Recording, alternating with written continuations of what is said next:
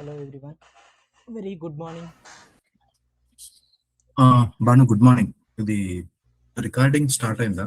ఇక్కడ ఏం చూపించాక రికార్డ్ అవుతున్నట్టు. తేజ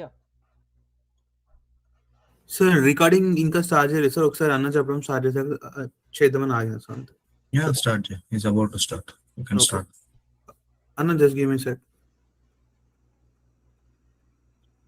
తేజ వినపల్లె. అన్న ఒక్క నిమిషం అంటున్నా. Okay okay.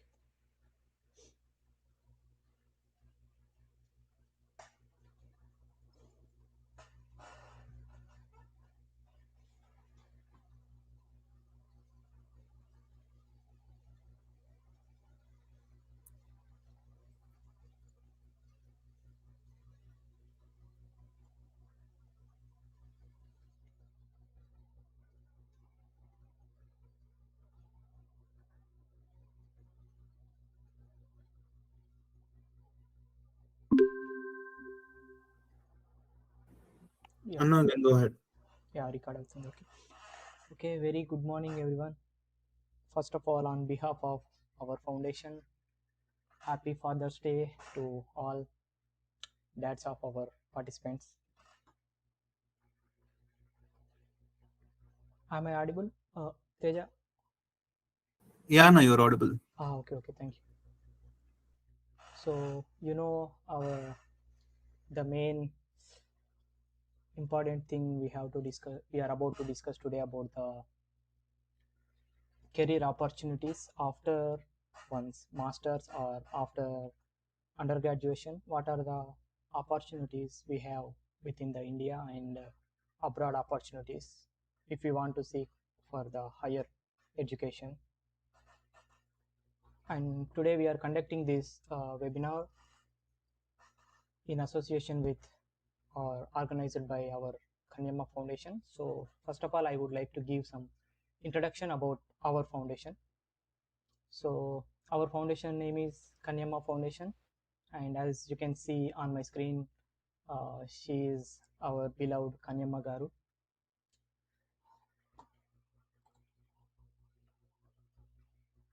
So the foundation, Kanyamma Foundation, was started on the memory of Kanyamma Garu.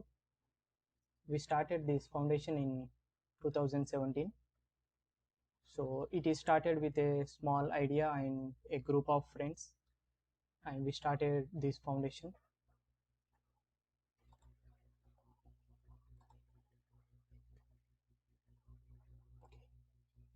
So this foundation was established by Dr. Pawan Kumar Naini Garu, and with the help of his friends, as you can see on my screen, Dr. Navin Sir Garu, Sandeep Kumar Sir, and Prasanna Madam, Rafiq Sir, Srinivasu Sir, and Mallikarjuna Reddy Sir. With the help of these people, we started this foundation. And in the early stage of our foundation, we used to do some small works, but even though they are very meaningful and effective towards, we started doing some social service like providing some food or clothes or medicine to the some orphanages or old age homes. Then we also provided some free water during the festivals at some crowded places. Then we help some labors, daily labors, and then we started our PVGR Physics Academy. Here, PVGR stands for Paduri Venugopal Reddy Garu. He is the PhD supervisor of Dr. Pawan Kumar Naini during his PhD time. So the main goal of this PVGR Physics Academy is to provide free education and career guidance. So every year under this PVGR Physics Academy, we provide free coaching to the post graduation entrance test. You may know the CPGET entrance test. We provide free coaching, as well as we also provide some career guidance to the students. And this webinar is also a part of it.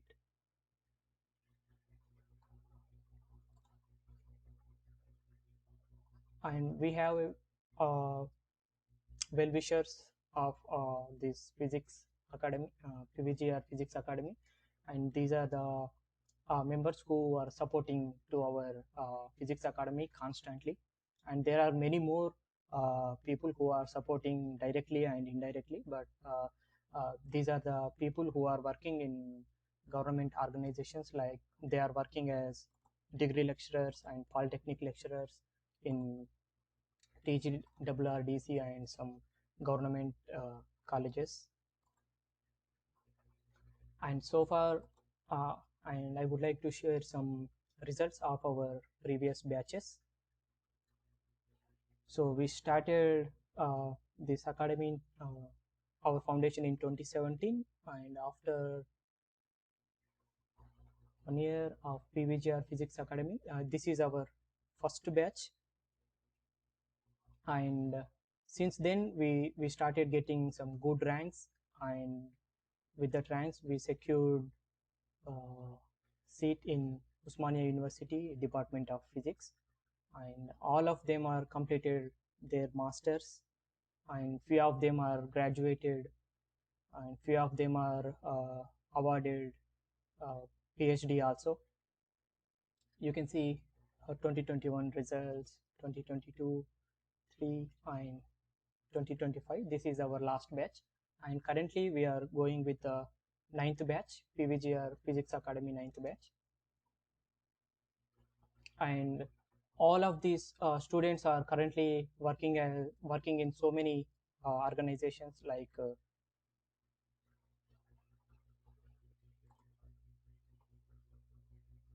okay, here these are the top ranks we achieved year by year. We achieved first rank 3 times in 2021, 2022, and 2024, and we achieved second rank 2 times. One is in 2020 and one is in last year 2025. And these are the PhD graduates from our foundation. They belongs to the first PVGR Physics Academy, first batch students, Dr. Damodar sir, Dr. Praveen sir, and Dr. Sandeep sir. And here these two students are about to submit their thesis, and I would like to share a real story with you about Naveen sir.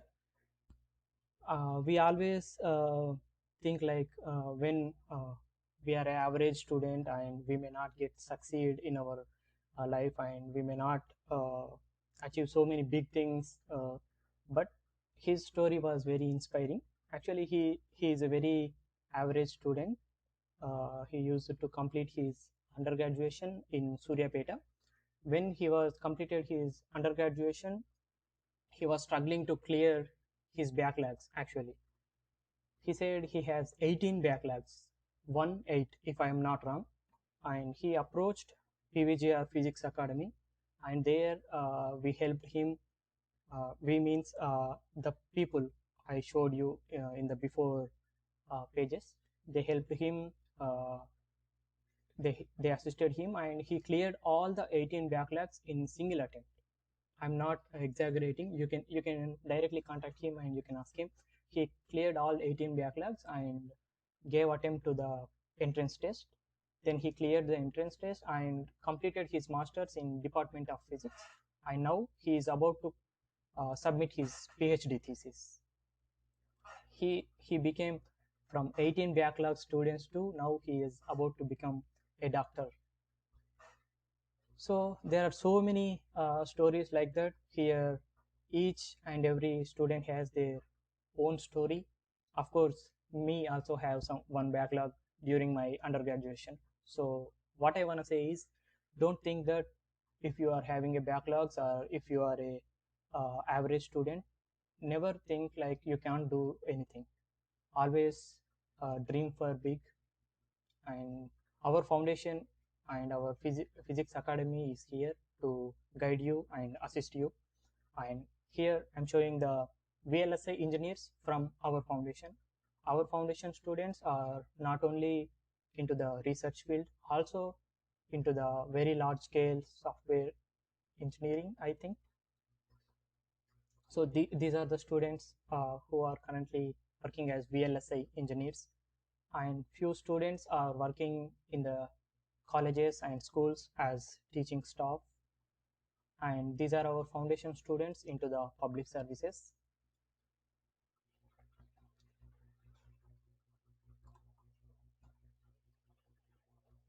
And our foundation is started in Suryapeta, and slowly with the PVGR Physics Academy we expanded, and we are serving to the over all the districts in Telangana. Like as you can see here, we started in the Suryapeta and now we are serving to the Telangana. Then we took a step forward and we started expanding ourselves to the global. And she is Shreya. She is the first student from our foundation who completed her masters in London. And then this is me, Banu Prasad. I'm currently doing my PhD in South Korea at Kumo National Institute of Technology. And here, Dr. Kati Raju sir helped me a lot to get the admission in PhD admission in the South Korea. And actually, he helped me directly, but he helped me, uh, but he helped indirectly to all these students, because when I got the PhD admission in South Korea, these students also tried sincerely and tried hard to get PhD admission, and all of them are doing PhD in South Korea and Japan. So I would like to say that we started in Suryapeta and uh, then we expanded to Telangana. Then now we are expanding globally. So why I'm explaining all these things is, now we are about to discuss about some career opportunities, and after your graduation, undergraduation or post graduation. So you may ask that like, how can you assure we can get some admission, PhD admission or master's admission? How can you assure that? How can we do that? We are average students, we are middle class students, we are financially very low. You may have all kind of these doubts. Of course, I am also a average student, and all these students I showed here are average students only. They are not extraordinary students, and they also have they also don't have some good family background. Everyone is from a village background. So when they and we can do it, you also can do it. So just I wanna give that assurance. So that's why I explained about these things and about our foundation.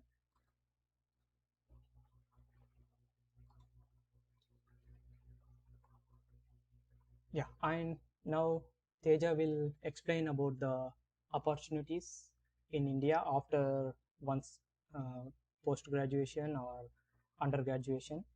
He is currently doing his PhD in Japan in Shibara University, Shibara uh, Institute of Technology, if I'm not wrong. So over to you, Teja. Thank you so much, Anna, and thank you for introducing me. Hi, everyone, and good morning. And I'm Kali Saiteja, and I'm doing my PhD in Shivara Institute of Technology in Superconductors. So, today I want to take you through what opportunities we have in India after doing MSc. So, let me share my PPT real quick. Yeah, I hope everyone can see this.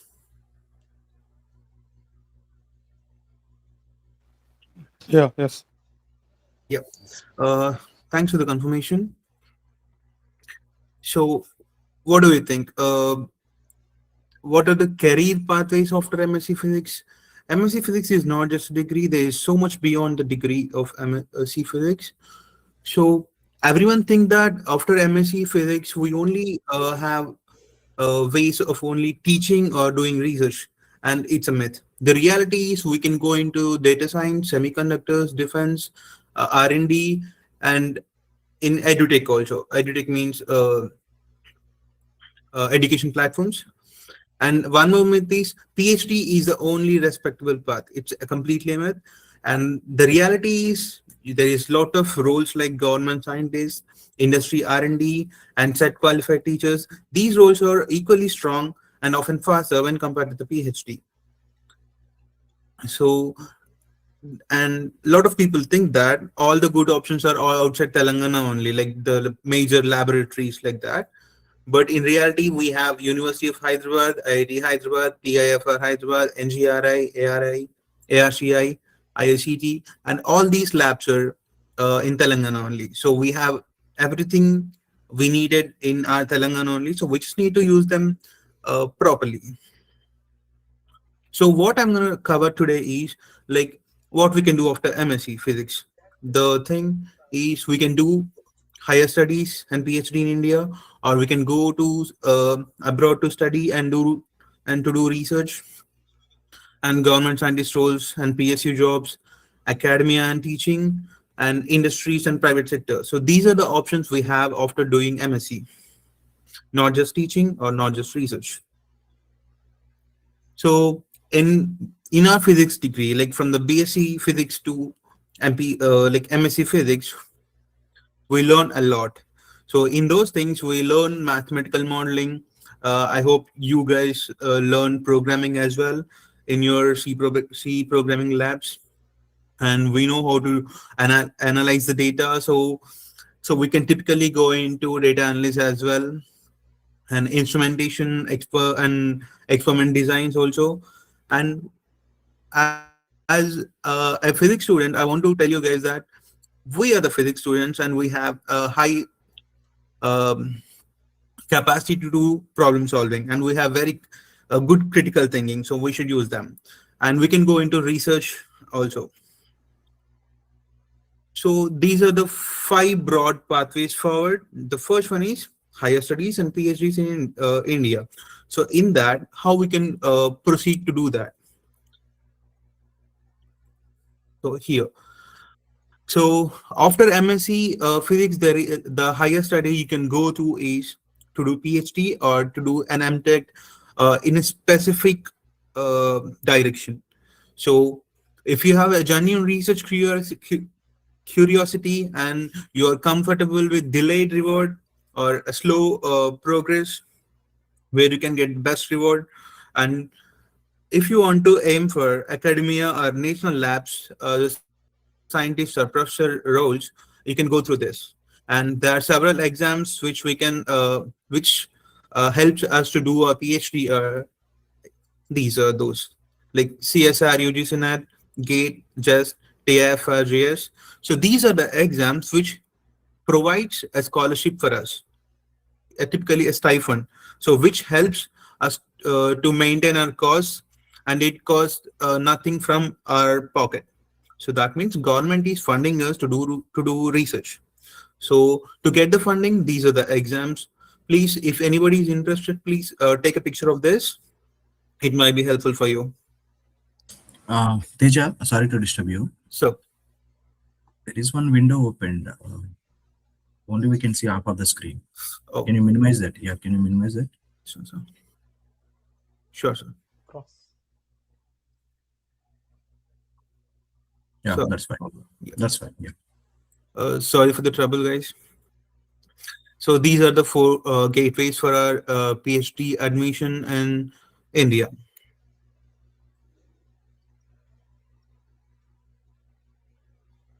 So what are the PhD destinations? Like those exams will get you the scholarship you need for to do PhD, and the second part is where you want to do the PhD. And these are the top destinations in India for to doing like to do PhD.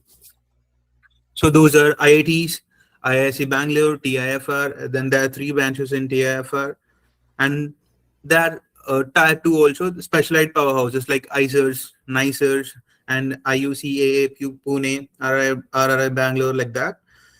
And there are several strong central universities and national labs also. You can go through with them. And so once you get the scholarship and you have access to all these universities, all these laboratories to do your PhD. So so don't think that we don't have enough options to do PhD in Telangana, and because we have a very good opportunities like University of Hyderabad, IIT Hyderabad, TFR Hyderabad, Warangal NIT, and these are the top institutes which offer PhD in physics. So only thing you need to do is you need to crack those exams, or you need to go through the university fundings so that you'll get scholarship which don't cost you anything. So the second path is study and research abroad. So the thing I want to mention is, so when people think about studying abroad, they thought that they need to spend lots of money on that, like a 30 to 40 lakhs of money we need to spend on getting a admission in abroad. But that's not true. The true path is we have several scholarships across the globe that funds each and every rupee of our expenditure. So here I want to tell you my story that I did my M.Sc from Telangana University, and I'm very average student with some backlogs. Now I'm doing my PhD in Japan at Chibaura Institute of Technology. I'm doing my research on superconductors. So in this whole journey of my getting admission here, I didn't spend much. I literally spent very less when compared to the people who are doing masters in US or UK. So the thing is, I got the funding from my university. So there are several funding options across the globe from the universities or from the particular country's government. So we need to go through that funding, and we need to know how to apply for it and how to approach professors. And that makes the best part. It changes everything. So where to start? So each country has a different way of approach. So USA funds most of PhDs via assistantships, or like a research assistant or teaching assistant. So through that you'll get money, and with that money you can live a very good life there. In Germany, there are university fundings and government fundings also. The popular for scholarship is DAAD. Germany, public universities don't charge anything. It's completely free. And in Japan, the flagship route, I know you guys know about the word flagship. So the flagship route is called Mixed. In Mixed, it covers entire your expenditure. Like it covers from your flight charges, your accommodation, and your tuition fees, everything. So what do you need to spend there? Nothing. So you just need to spend your time and invest your time in good things. And in Europe, there is a funding called Erasmus Mundus, which cover multiple countries in Europe. So there also you'll get a very good funding, which covers everything you need. So what about the government scientists and PSU jobs? So for this, these are the big three sharks. Big three sharks means big laboratories established in India: Baba Atomic Research Center, ISRO, Indian Space Research Organization, and DRDO. So these are the big three laboratories. If you want to get into this, so you just need to write some exams, and you need to do, if you want to go in the scientist level, you need to do your PhD. So these are the jobs, a government scientist jobs that you can get like in these labs. And there are several labs as well. Like here, beyond the big three, we have several of them. So in that, there is NPCIL, ECIL, HWB, and other recruit directly using your GATE score. So you just need to write your write GATE exam and get a good score. So from that score, you can attend a lot of interviews in government laboratories where they can hire you with that score. So SSC CGL. So this is a scientific. There are roles regarding the scientific assistant and allied posts. So you can apply for that and you can prepare and you can get those jobs. And so apart from the government scientist role and physics related roles, you can go through with banking and UPSC civil services also. Because as I told you earlier, as we are physics students, my belief is we have the best critical thinking among the others. So we can use that critical thinking here to solve banking interviews or banking exams or UPSC exams. So choose your goal, work according to it. So closer to home. So if you don't want to go outside Telangana, or we have lots of laboratories, lots of companies here. So those are NGRI, which is located in Uppal, and ARCI, which is located in Balapur, ISCT in Tarnaka, DRDO cluster. DRDO cluster means there are several branches of DRDO, like DRDL, RCI, DRLL, DMRL, ASL, like that. And there is one more option called ECIL also. So you can take a look at them and you can research what we need to do if we want to get into that.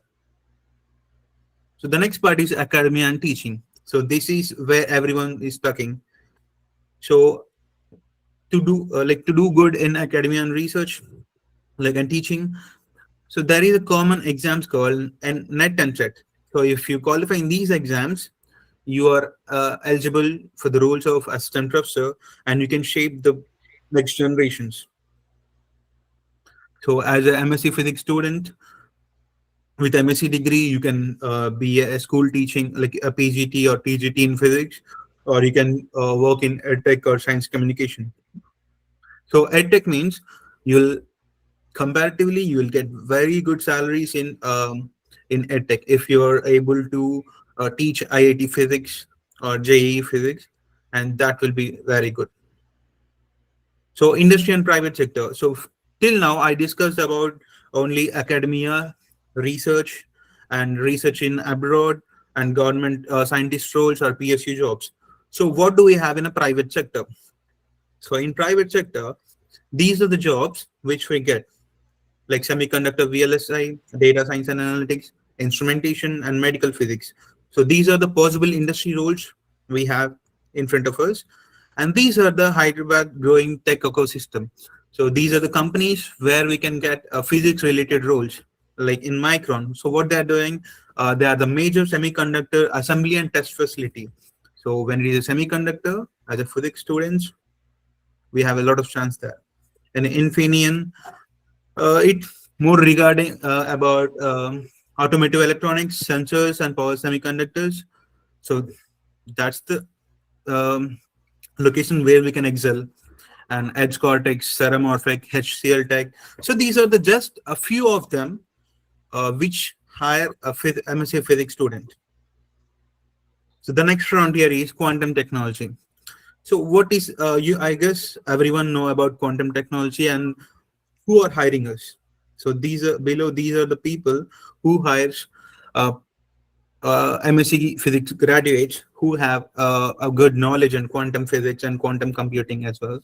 So IBM Quant, Infosys, QNU Labs, and IQM India, and Bonshock PSI. These are the companies which hires us. And QNU Labs is based in Bangalore. It's our India's first quantum startup. So which path fits you? So you have to be very careful here. So if you love deep, slow, single question research, and PhD is the best choice for you.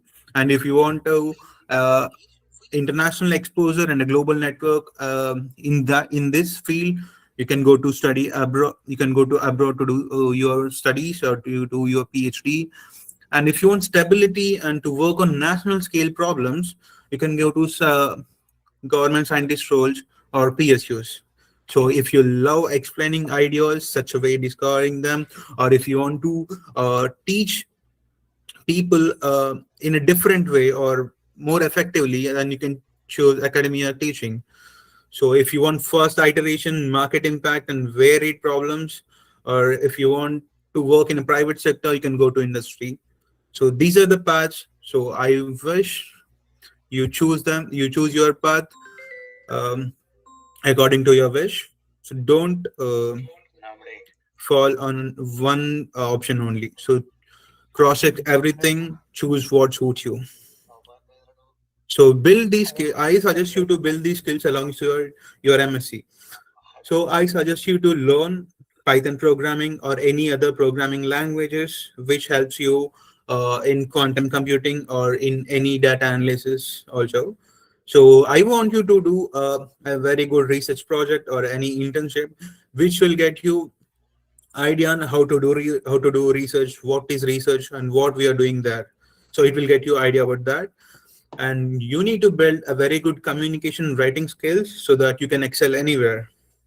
And if you are aiming for government exams or any kind of exams, I want you to go through a lot more mock tests and exam practice so that it will help you to crack it. So networking and conferences. So uh, if you are aware of that, I don't know, like there is a lot of conferences happening around us. So we need to go there and we need to build our network, and we can learn a lot from our seniors there. So soft skills and interview prep, this is the most basic thing which we need to know. So how we need to present our skills and how we need to do in the pre-interview, and that's the basic thing we need to work on it. So for me, how it works, like this is how it works for me. In semester one, first settle in and build strong fundamentals. Explore your two or two three areas of research. Start basic programming, and in semester two, narrow down your specialization. So first, uh, go to multiple ways, explore them, and try to learn your like interest uh, in those paths. So narrow down that and begin researching that path. And if you want to write exams, you can start preparing here in this semester only. So before semester three, I suggest you to take a summer research internship, so which will bring you a very good overview of how the society or how the research helps the mankind or what is going on research. So you'll know that in that summer internship, and write mock tests for net, gate, and just papers. It will get you the confidence and it will get you the practice of how and what you can do in the exam. And if you want to do your PhD in abroad, so I suggest you to shortlist the universities, programs you need, and get the materials what you need to apply there. That you should start in this semester only. So in semester four, so you should, if you are going to write net, gate, just or TF or anything, so I suggest you to start like prepare very seriously in this semester. So if you are like want to study in abroad, you should start submitting applications in this semester only. You should start. So that's why obviously it won't be that easy. If you start in the semester, you will get a nice opportunities and you'll get a lot of experience. And if you're doing a project, you should finish your thesis and prepare for interviews in the semester. That works good. So these are the key resources and official portals for you. So CSR, GATE, CHESS, TFR, TSA, DAD, Mixed, and National Overseas Scholarship. And so these are the sites where you can find about them. And this is what they will give you. So, so these are the 5 paths which we have after our MSc degree. So for every path, the basic thing is the foundation. So build your foundation strong so you can excel in any path. So if you have any questions or doubts, you can reach out to me through my email or through this contact on WhatsApp. So thank you for the opportunity, sir, and thank you so much for everyone. Oh, thank you so much, Teja, for your wonderful explanation, and you explained a lot about opportunities within India and overseas, and especially in Japan, and you shared your experience. Thanks a lot. My pleasure, Anand.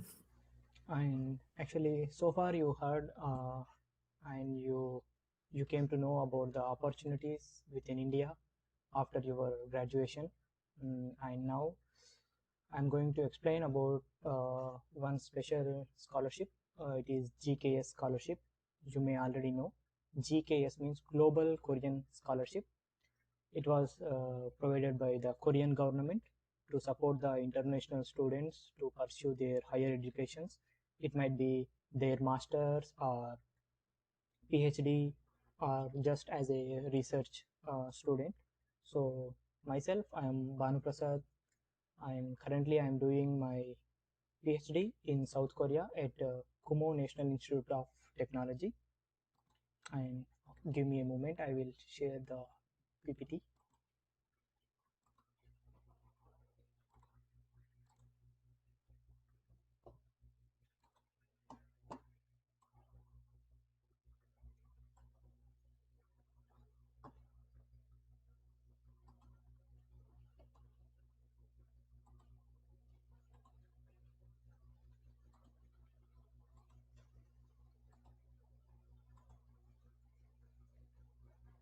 Is my PPT visible?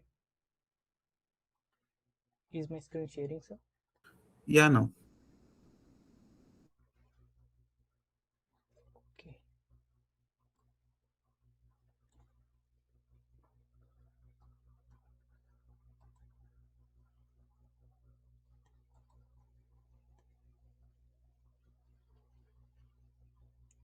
Okay, Teja, my screen is sharing.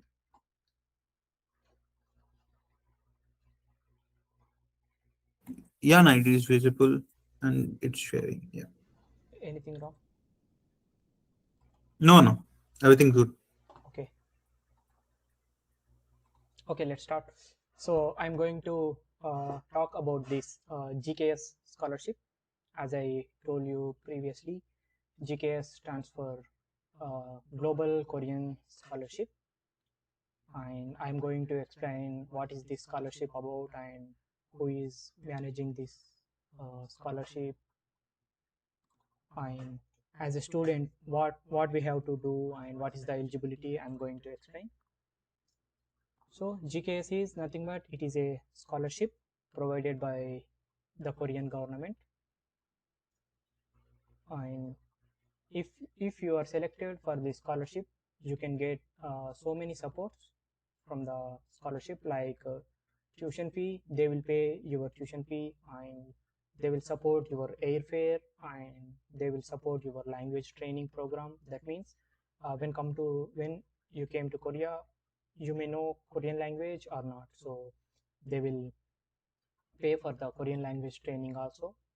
And NIIED, this stands for National Institute for International Education. It is the Korean government body. They will manage all international students affairs like admission process, and if any international student is going with dealing with some problem, they will take care of that regarding the admissions and everything. Teja, I want to confirm one more time, my screen is visible. Yeah, no, it is visible. Okay, thank you. Yeah, and so when coming to the program objectives, mainly this program supports three kind of categories, like master students. That means if you completed your undergraduation or bachelor's, then you can go for the master degree with this scholarship.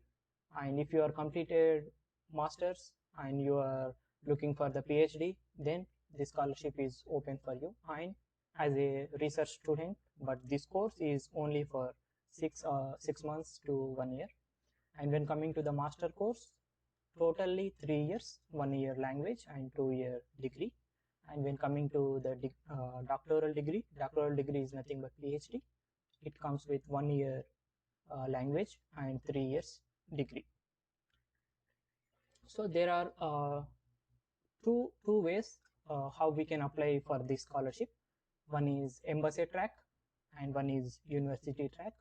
The major difference is only like we can select up to 3 universities from embassy track, and when coming to the university track we can apply to only one particular university.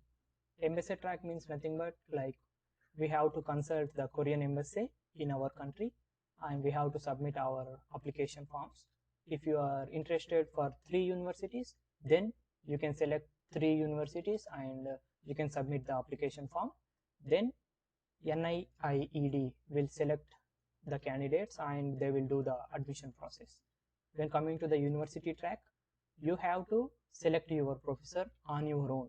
You have to search for the professor, you have to take care of the searching process, you have to mail the professor, then you have to directly send your application form to the university. There is no embassy involvement. So these are the main two types of categories how you can apply for the scholarship. And these are the some criteria we have to satisfy, like nationality. We should be in any other country like India or some other country, but we should not be within the Korea when we are applying for this scholarship. And when coming to education qualification, we should be either graduated our bachelor's or master's to apply for this scholarship, and this is the minimum percentage we need to secure. And age limit. And when coming to the language, if we have topic is nothing but, I think you already know, for English we have IELTS. So like that, for Korean we have this no, for Korean there is TOEIC. So most of the universities ask for the Korean or English. If you have some English proficiency, that might be enough. After coming to here, they will teach you Korean if needed. And here the main important slide, what are the documents we need to apply for this scholarship. So here I showed the required documents.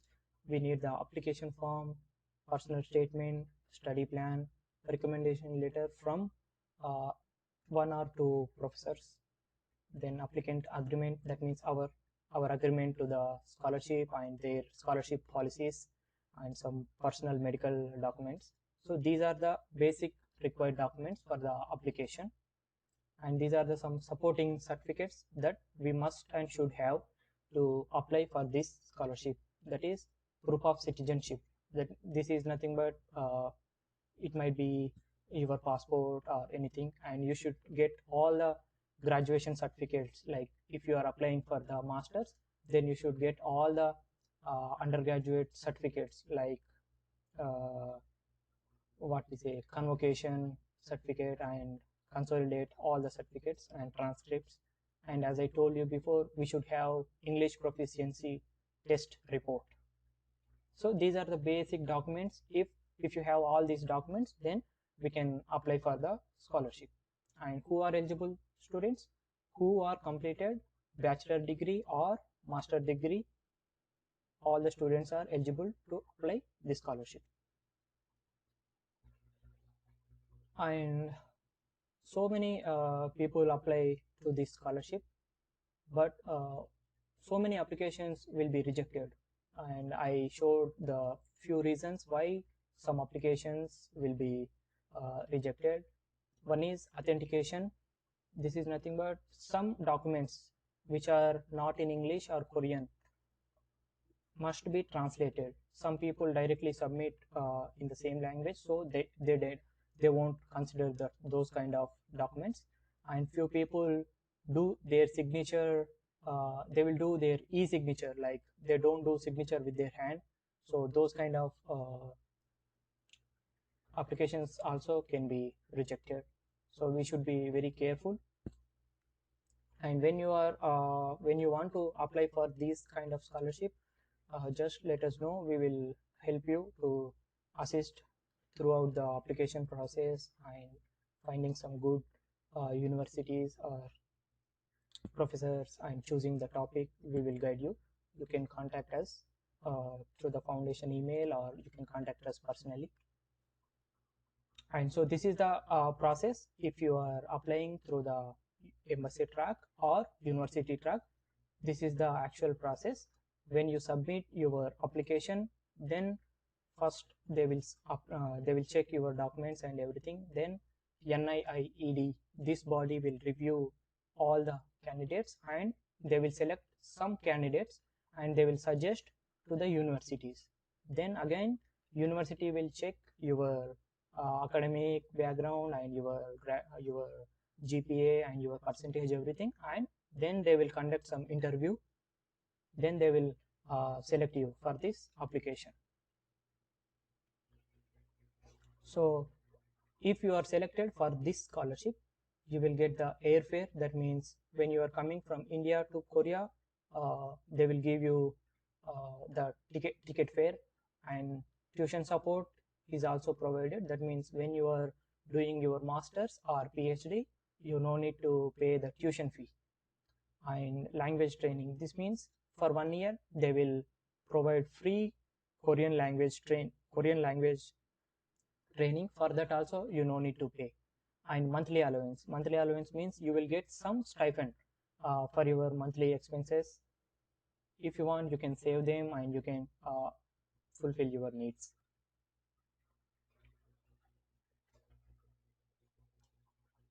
Yeah, before submitting your application, you have to check all these. Just I mentioned very roughly where where students may do some common mistakes. Wrong university or department name. That means when you are filling the application form, most of the time students fill even though the spelling mistake is wrong, then they won't consider the application. So I listed some of the common mistakes we have to apply. You can, if you want, you can take a screenshot of this.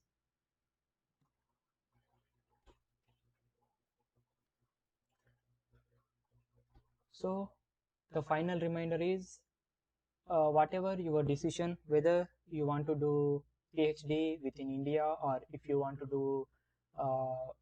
to prepare for some government job, or if you want to come towards the PhD, whether it may be in India or abroad, whatever it may be, but start as early as possible. Prepare all the documents. If you want a PhD abroad, just make all the documents as early as possible, and check the official websites of each country, or check the official website of the university in which you are interested. And here, for the students who want to, and if you have any queries, you can ask later. And for the students who are really interested to do their PhD career, or if they want to start their PhD career, it might be in India or abroad, I would like to give a suggestion. Don't choose a research career over India or abroad if you don't have the passion towards the research. And if you think like, if you get some JRF or SRF and you can get some good stipend, or if you go to abroad also you can get some good scholarship or good stipend, then I can save lot of money. So don't choose research career with this kind of mindset, because you will you have to face so many struggles with this kind of mindset, because research is not like that. If you are really passionate about research, if you want to explore something, if you want to contribute to the science community, then choose the research career. So I suggest that one. Otherwise you can, as Teja suggested, there are so many opportunities after masters. You can DRDO or TIFR or some government jobs. So I suggest all the students to fix your mind or decide one direction, whether it might be anything. So start as early as possible, and if you need any guidance or if you are struggling to choose one particular direction, and if you are stuck somewhere, feel free to contact us. We will help you. Leave a message through WhatsApp or email. We will guide through the process. If you want abroad scholarship or abroad application process, or within India, if you want some help also, we can do, because our foundation students are in 2 or 3 different fields. Like, they are into the teaching field since so many years, they are into the research field, they are into the private sector, they are into the VLSI. So I think we can help you. I already showed our results from the foundation. Yeah, so this is end of my presentation. If you have any questions, please unmute yourself and you can ask the question, or otherwise you can just type in the chat box. We will try to reply. Thank you. Thank you for your attention.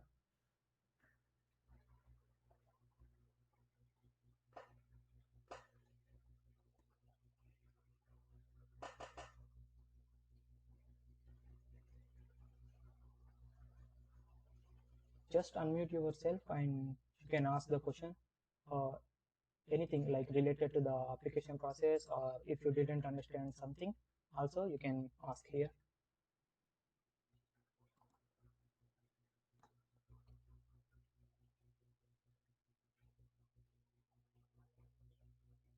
Teja, is chat box open?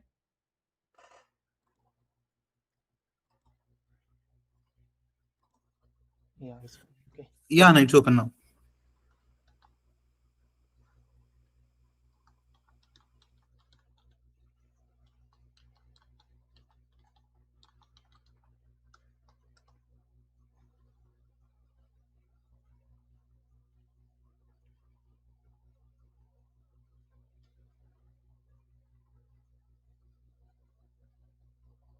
I think you didn't understand anything about our presentation, it seems.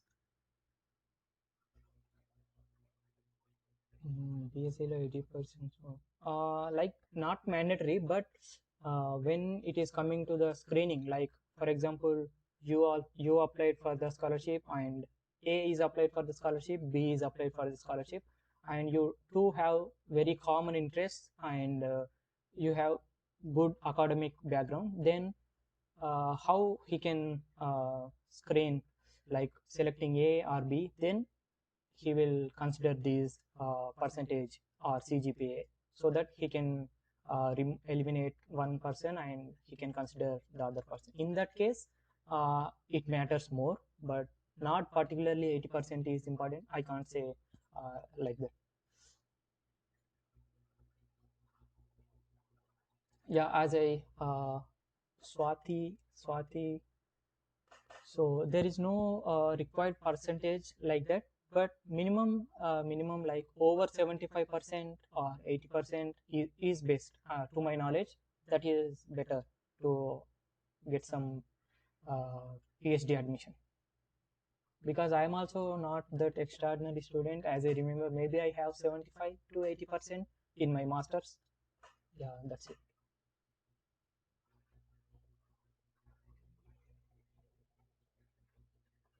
And anyone have any questions?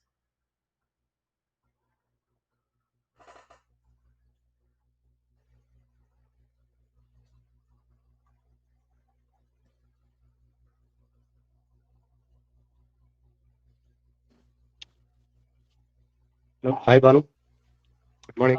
Hi sir, how are you sir? How are you? I'm fine sir, thank you. May I know the opportunity related to the postdocs? They explained till now related to Okay. PhD. Sorry sir, just now I didn't search for the postdoc opportunities, but to my knowledge, I heard from a few of the friends within the South Korea. One of my friend from Vietnam, he recently completed his PhD, and he already joined for the postdoc. So if you are really interested for the postdoc positions, I will try to inquire about the postdoc positions within the South Korea, and I will let you know personally. Thank you. What is the basic requirement they will see for the PhD admission? For the PhD admission, they will see the research area. Like for example, if we are applying for a PhD position in for particular lab, they will see our background is from same area or not. For example, if we are applying for the ceramics lab, they will check where we know ceramics or not, we have some experience or not.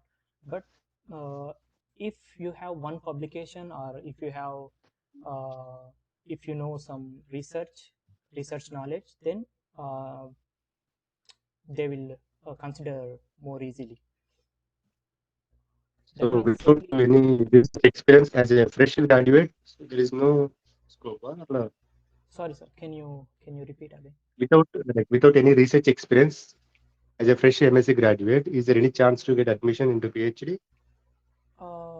In my opinion, very rare, sir, because without any research, they will not dare to take the fresh student, because they don't know who we are, and they don't know Yeah. our research knowledge, and they don't know how much work we know.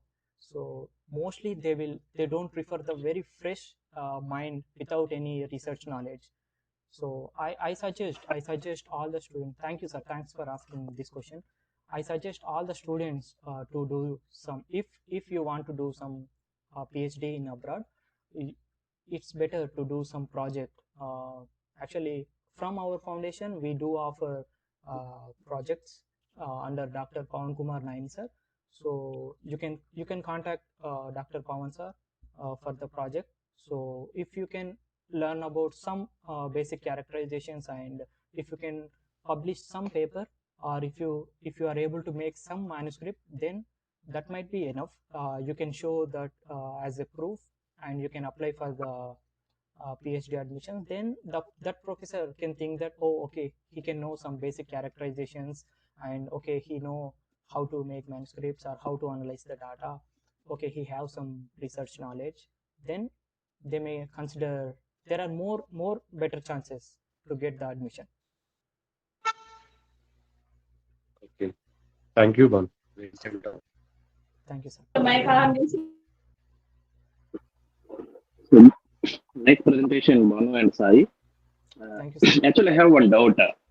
So, if some people may be in dilemma till now, the way of, if you tell it will be easy only coming like that will be like if you go to the abroad and you go to the PhD like that.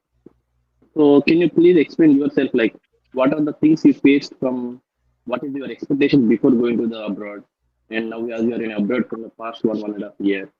So, can you tell them what are the positive things, or it can impact the people to join? Like rather than India, what are the better things are available? So that's why only we are trying to go abroad, right? Yeah, sir. Thank you, sir. Thanks for asking this question. Actually, when coming to my journey, I didn't even think I will get some PhD admission abroad when I was trying for the applications, because I applied, I gave so many mails to the professor, so most of them didn't even respond. Then I came to know about this scholarship, KGK scholarship, and with the help of Dr. Raju sir, I got this admission. I am very thankful to Dr. Kati Raju sir. And what is the main difference between Indian PhD and abroad PhD is same. I mean, the PhD degree is same, the value is same, but the thing is, compared to India, the time for the graduation will be less in abroad compared to in India. For example, in India, if it takes 5 to 6 years, in abroad there is a chance that we can graduate in 3 to 4 years, like that.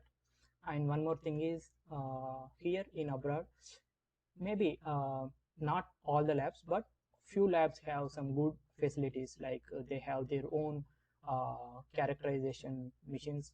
And one more important thing is, in abroad mostly students handle the characterization equipment like XRD, SIM, and other characterization equipment. So we can get some hands-on experience, and we can uh, understand better when coming. It may be the equipment itself, or it might be the material itself.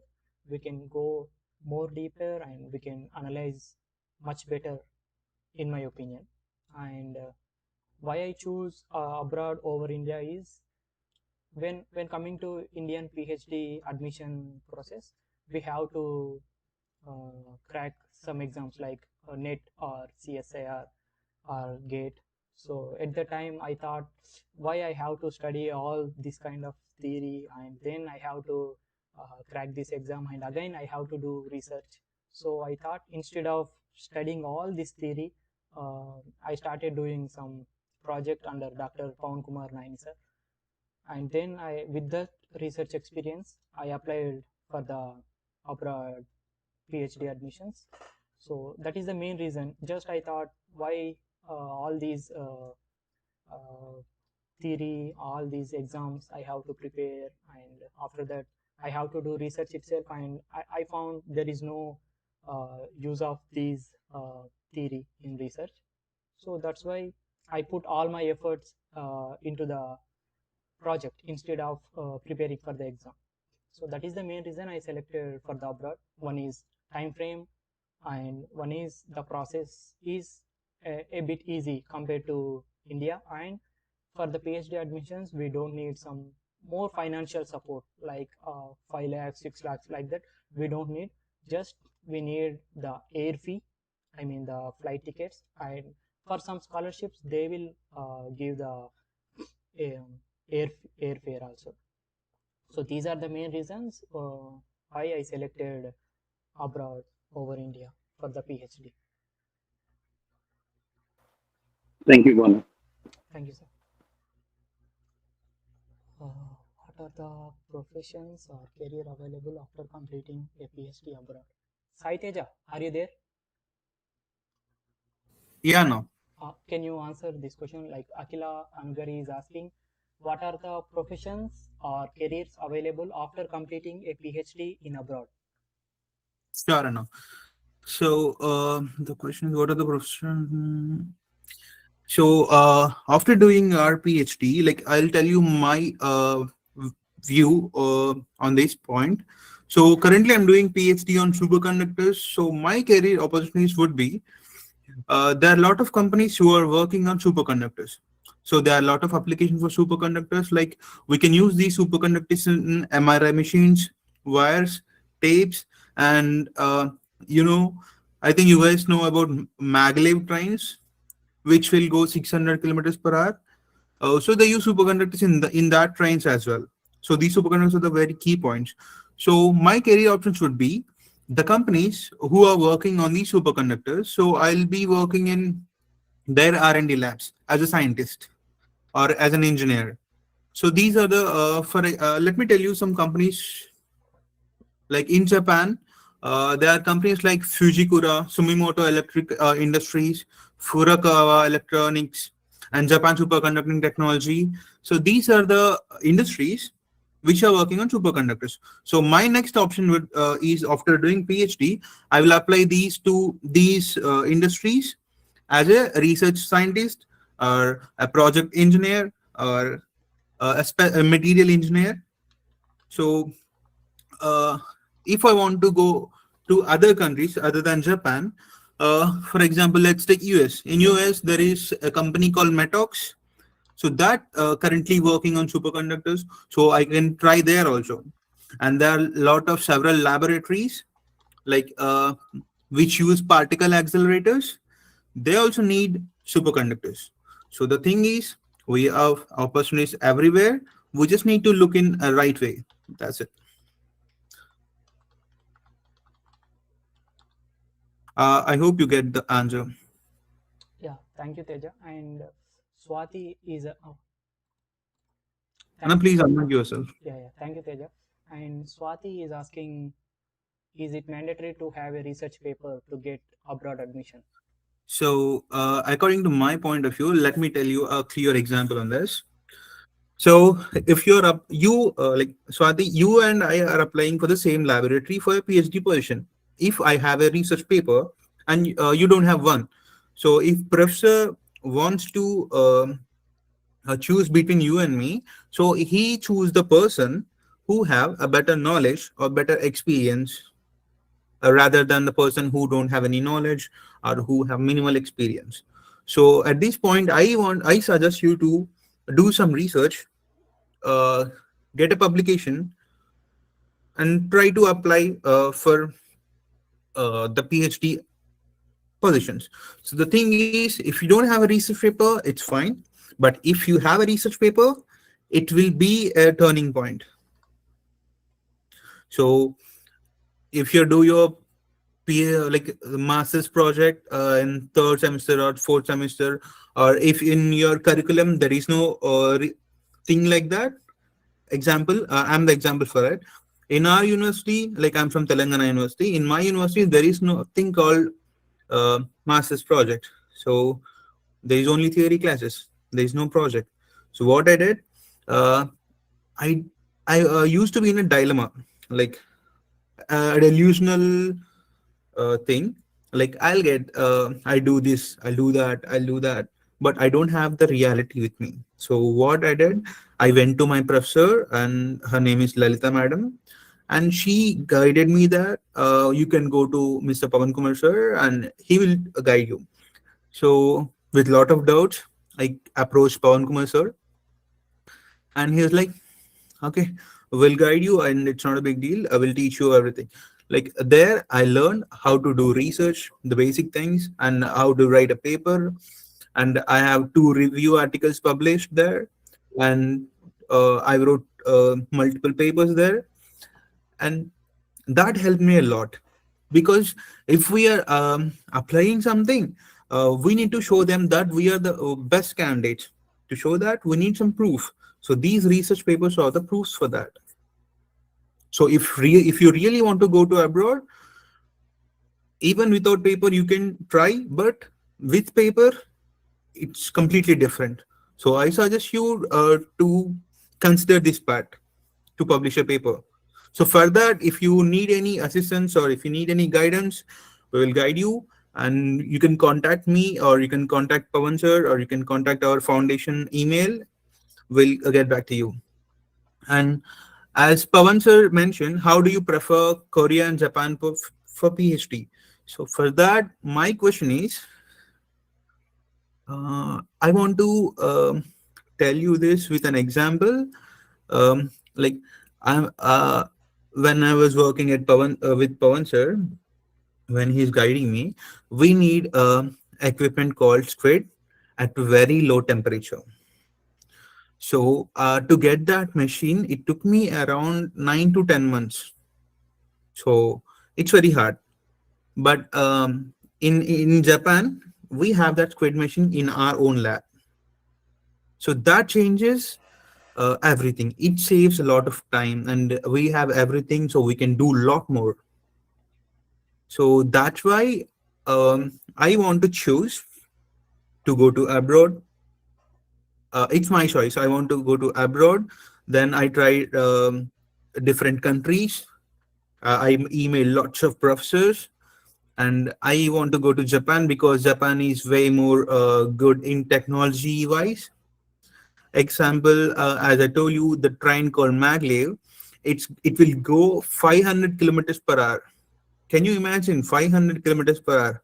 It's not a simple thing. It's an engineering and technical marvel. So I want to cherish in that atmosphere. So that's why I choose Japan. Um, So Anjana, and he asked a question: which is the best to choose when you get a JRF position in India and also PhD position abroad, in the view of future opportunities in the financial and research pathways? Yeah, that's a very good question, and I appreciate your question. So if you get a JRF position in India, there are things which you consider: the timeline, the career opportunities, and the facilities you have. So if I were in your place, I consider 3 points mainly. So what are the facilities I have in the JRF position I got in India, or in the PhD position I got abroad? Basically, I look what are the facilities they have in their labs, and I look at the my I need to know about my professor. Who is he? Like how good he is in that field. So that's the first thing you need to check. We need to know about our professor. And the second part, future opportunities, it's completely depend on us, because there, if you want to globalize your network, if you want to open the door for many opportunities, I would suggest you to choose your PhD abroad position if you have a lot of facilities when compared to the India. So what are the further career opportunities in India after completing PhD in foreign? Okay, that's a nice question. So um, I want to tell you this as me an example. So if I'm completed my PhD in Japan and I want to come to India, the possible outcomes are: first, uh, there are two options: academia or industry. So academia means you can be an assistant professor or professor in national wide universities, or you can apply for government labs like CSR, UGC, DAE. There's a lot, multiple locations of that particular organization, and there are ICERs, NICERs, NITs, IITs. You can apply everywhere as a STEM professor or a scientist, and that comes under academia.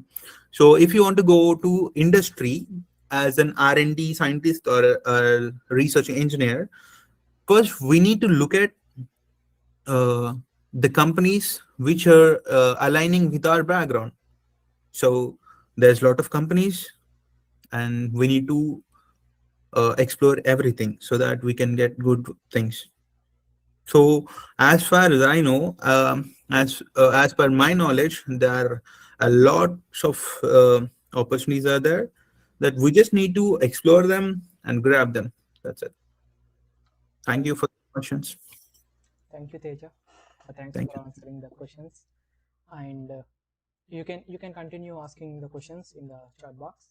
Meanwhile, I would like to invite Janaki Ramcharan. He is currently doing his masters in England, and he actually completed his masters in Usmania University, Department of Chemistry. And over to you, Janaki Ramcharan. If I mention your affiliation wrongly, please excuse me, and I request you to introduce yourself one more time to the audience. And over to you, Janaki Ramcharan.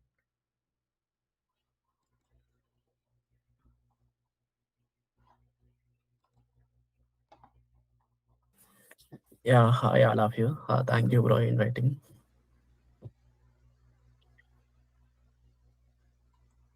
నా experience గురించి చెప్పాలంటే first thing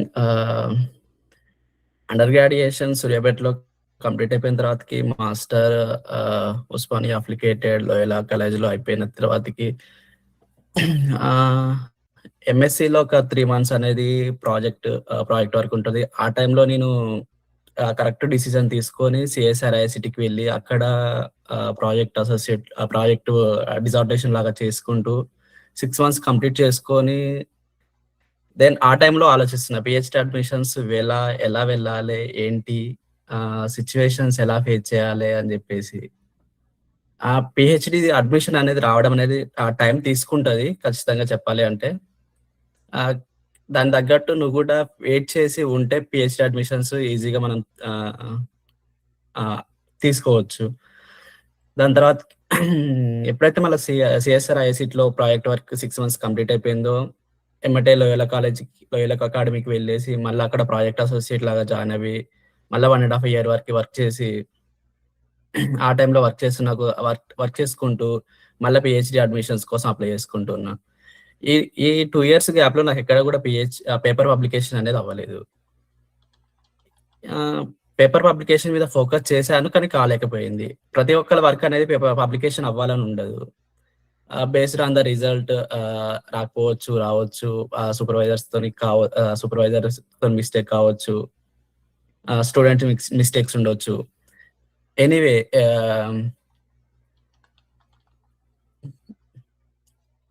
అలా తర్వాతకి డైరెక్ట్‌గా నా ఒపీనియన్‌తోని నేను apply చేసుకుంటుంటున్న కొద్దీ Estonia కంట్రీలోని ఒక యూనివర్సిటీలో అడ్మిషన్ ఆఫర్ లెటర్ ఇచ్చారు. ఆఫర్ లెటర్ ఏమని వచ్చింది, సెల్ఫ్ ఫండింగ్ రమ్మని చెప్పేసి వచ్చింది. సెల్ఫ్ ఫండింగ్ వెళ్ళాలి. ఎందుకు మైనస్ అక్కడ నెగెటివ్ అయింది? ఆ పబ్లికేషన్ లేదు. First thing. వాళ్ళ పేపర్ పబ్లికేషన్ ఉందని చెప్పేసి ఫస్ట్ థింగ్ అడిగారు. లేదు. దానివల్ల minus. Second thing UK. UK వచ్చేసి ప్రొఫైల్ వాళ్ళు చెక్ చేసుకునేటప్పుడు ఫస్ట్ ప్రియారిటీ వచ్చేసి ఆ పేపర్ పబ్లికేషన్స్, వాళ్ళ బ్యాక్‌గ్రౌండ్, వాళ్ళ ఎడ్యుకేషన్ అలా. డిగ్రీలో 90%, ఎంఎస్సిలో 94% ఉన్నా కానీ ఆ పేపర్ పబ్లికేషన్ అనేది లేకపోవడం వల్ల అదొక మైనస్ అవుతుంది. దాని తర్వాతకి సరే టైం వేస్ట్ అవుతుందని చెప్పేసి నేను M.Sc కెమిస్ట్రీ కోర్స్ అనేది రావడం జరిగింది. ఆఫ్టర్ ఎంఎస్సి తర్వాతకి M.Sc కోర్స్ అనేది ఒకటి ఉంటది. ఇది చాలా మందికి ఎవరికి తెలియదు M.Sc కోర్స్. ఇది ఒకటి ఎంఎస్సికి, పిహెచ్డికి ఇంటర్మీడియట్ కోర్స్. ఈ కోర్సులో ఖచ్చితంగా నువ్వు అది ఇండియాలో లేదు. M.Sc కెమిస్ట్రీ M.Sc ఫిజిక్స్ కానీ నేను చేసేది కెమిస్ట్రీ బ్యాక్‌గ్రౌండ్ కాబట్టి కెమిస్ట్రీ అని యూజ్ చేశా. ఓకే. ఫిజిక్స్ కానీ any other subjects M.Sc course అనేది ఒకటి ఉంటుంది. ఈ కోర్స్ వల్ల అనేది 1 ఇయర్ కోర్సు. ఈ కోర్సులో మొత్తం నువ్వు స్పెండ్ చేసే టైం మొత్తం రీసెర్చ్ మీదనే. ఈ టైంలో ఖచ్చితంగా నువ్వు ఒక పేపర్ పబ్లికేషన్ చేసుకోగలుగుతావు.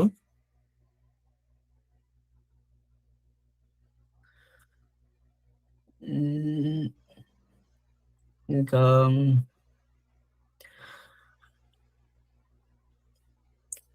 ఇది ట్యూషన్ ఫీజు ఇట్లా ఎలా ఉంటాయి? నేను వచ్చింది యూకేకి, ఇంగ్లాండ్‌కి. ఇక్కడ వచ్చేసి నాటింఘమ్ ట్రెంట్ యూనివర్సిటీలో ఇప్పుడు నేను M.Sc కెమిస్ట్రీ చేసేది. ఇక్కడ ట్యూషన్ ఫీ వచ్చేసి 17,850 pounds, nearly converted to the 24 lakhs of rupees. కానీ నా బ్యాక్‌గ్రౌండ్ వచ్చేసి under graduation and masters 90% above ఉండడం రిజల్ట్ వల్ల 50% స్కాలర్‌షిప్ అనేది తీసుకొని ఒక 10 lakhs వరకు పే చేసి నేను 1 ఇయర్ వరకు కోర్స్ చేసుకొని, ఇక్కడ వీసా వచ్చేసి 3 years వీసా ఉంటది. 3 years వీసా ఉంటది కాబట్టి 1 year కోర్స్ కంప్లీట్ చేసుకొని ఒక 2 years ఇంకా టైం ఉంటది. ఆ టైంలో ఖచ్చితంగా నువ్వు పిహెచ్‌డి అడ్మిషన్‌ని ఫైండ్ అవుట్ చేయొచ్చు. ఈ 1 ఇయర్‌లో కూడా ఎవరి దగ్గరైతే మనం వర్క్ చేస్తున్నామో ఆ సూపర్వైజర్స్‌తోని కాంటాక్ట్ అవ్వడము. ఈ లోపల ఈ యూకే కల్చర్, ఇండియా కల్చర్ అనేది చాలా డిఫరెంట్. ఇక్కడ రూల్స్, రెగ్యులేషన్స్ ఇవన్నీ తెలుసుకోవడం ఒక 1 year టైం పడతది.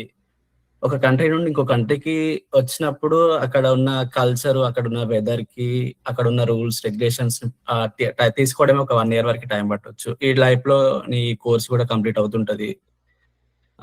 దాని తర్వాత ఒక 2 years ఇంకా పిహెచ్‌డి వీసాలోనే ఉంటావు. ఈ టైంలో నువ్వు పిహెచ్‌డి అడ్మిషన్‌ని ఖచ్చితంగా గ్యాదర్ చేయగలవు అని చెప్పేసి నేను ఎక్స్‌పెక్ట్ చేస్తున్నాను. ఒకవేళ వచ్చేవాళ్ళు ఎవరైనా ఉంటే. ఫస్ట్ థింగ్ అయితే నేను అడ్వర్టైజ్ చేసేది మాత్రం డైరెక్ట్ మాస్టర్స్ అయిపోగానే డైరెక్ట్ పిహెచ్‌డికి వెళ్ళడం బెటరు. ఎలా వెళ్ళాలో ఒకవేళ పిహెచ్‌డి అంటే పేపర్ పబ్లికేషన్ చేసుకొని వెళ్ళడం బెటరు. లేదు అంటే పేపర్ పబ్లికేషన్స్ అవ్వట్లేదు, నేను ఖచ్చితంగా వేరే కంట్రీకి వెళ్ళాలి, నేను ఎక్స్‌ప్లోర్ చేయాలి కంట్రీని, నేను నా నాలెడ్జ్‌ని ఇంప్రూవ్ చేసుకోవాలి అని చెప్పేసి అనుకుంటే 80% 80%కి అయితే ఎవరైతే ఉందో అండర్ గ్రాడ్యుయేషన్ కానీ మాస్టర్స్ కానీ M.Sc కోర్స్‌ని మాత్రం ఖచ్చితంగా చూజ్ చేసుకొని ఆ 50% స్కాలర్‌షిప్ అనేది యూనివర్సిటీస్ బట్టి ఉంటవి. ఆ స్కాలర్‌షిప్ కూడా చూసుకొని ఒక 10 lakhs వరకు పే చేసి రావచ్చు. ఈ 10 lakhs కూడా ఈజీగా ఎర్న్ చేయొచ్చు ఇక్కడ. యూకే కరెన్సీ అనేది హై కరెన్సీ. 1 pound వచ్చేసి 130 రూపీస్ ఇప్పుడు ప్రెజెంట్ అయితే. మంత్లీ పార్ట్ టైమ్ జాబ్స్ చేసుకోవచ్చు. వీక్లీ మండే టు ఫ్రైడే వరకి యూనివర్సిటీకి వెళ్ళేసి సాటర్డే, సండే ఫ్రీగానే ఉంటాము. సాటర్డే, సండే టైంలో కూడా పార్ట్ టైమ్ జాబ్ చేసుకోవచ్చు.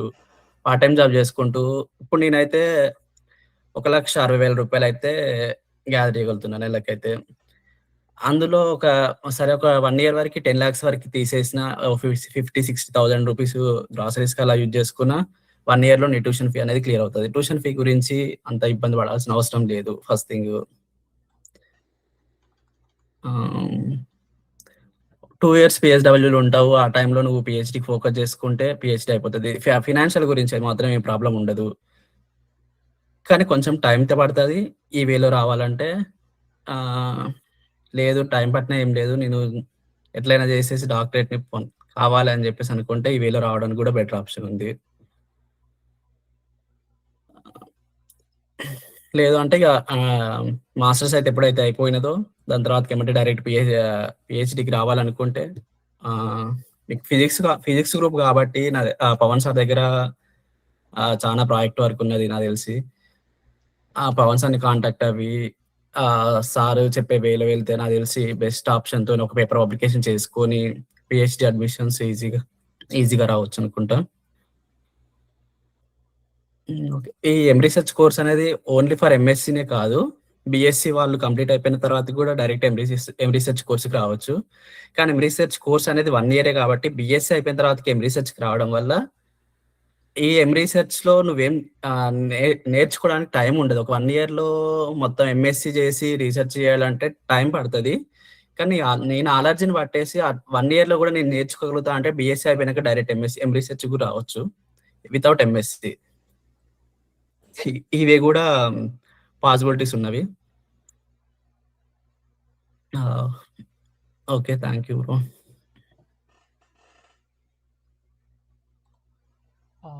Thank you Janakiram. Very inspiring story. ఎక్కడ కూడా పట్టు వదలకుండా ట్రై చేస్తూ finally you achieved something. So కంప్లీట్గా ఒక న్యూ డైరెక్షన్ని ఈరోజు మా ఆడియన్స్తో షేర్ చేసుకున్నాం. Thank you so much. And just for 3 to 5 minutes, I would like to invite Samina Sheikh to share her personal experience during the application process. She is currently doing her PhD in Kyunghee University, South Korea. So over to you, Samina. Hi everyone, good morning.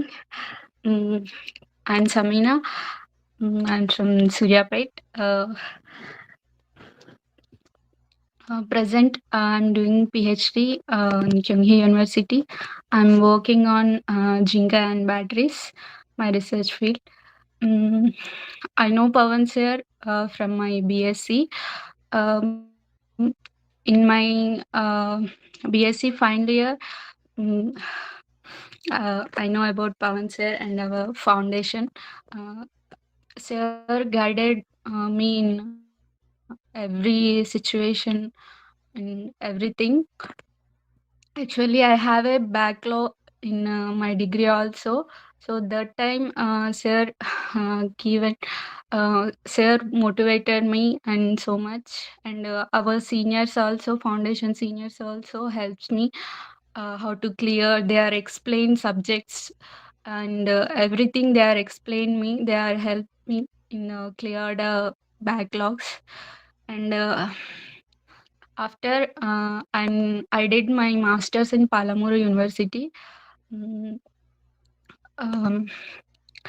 After masters, at that masters time in my second year, same like these type of meetings sir arranged. At that time, maybe Banu get admission here, South Korea. So that time, sir connected this meeting. That time also, sir explained about these type of opportunities is there in the research areas. We will do. Sir motivated. So that time, I'm discussed with Pawan sir. So I'm interested in this research field. I will do this, sir. So after sir said, okay, you finish your masters, next I'll guide you how to do and how to move on in the research field. I will guide you everything. So after my masters and I did project work on luminescence under the supervision of Pawan sir.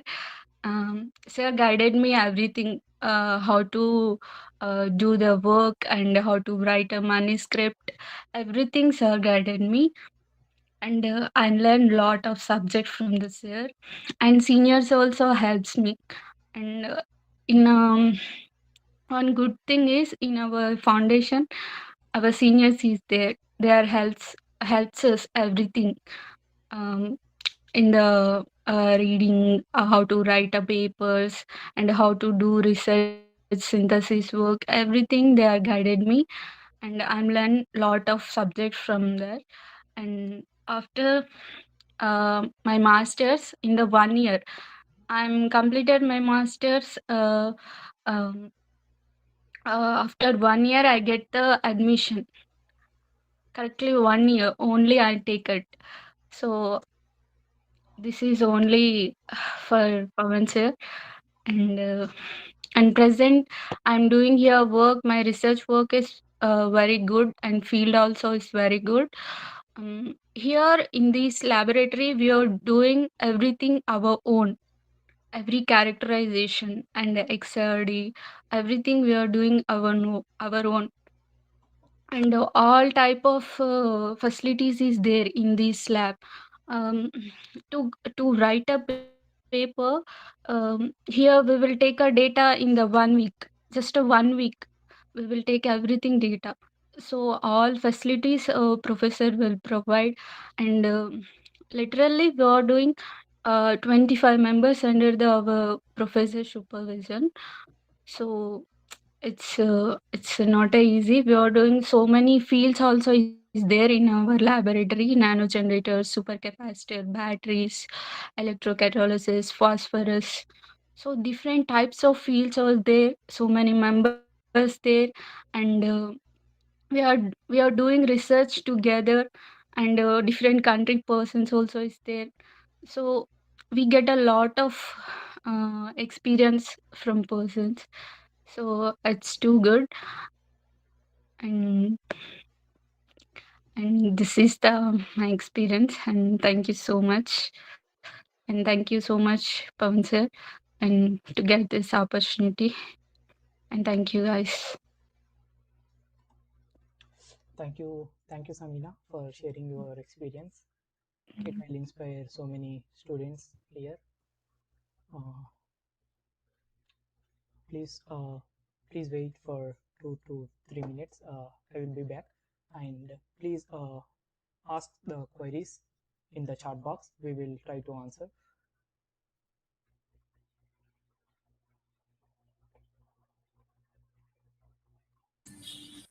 If, Bano, yeah. Bano, shall I share something here?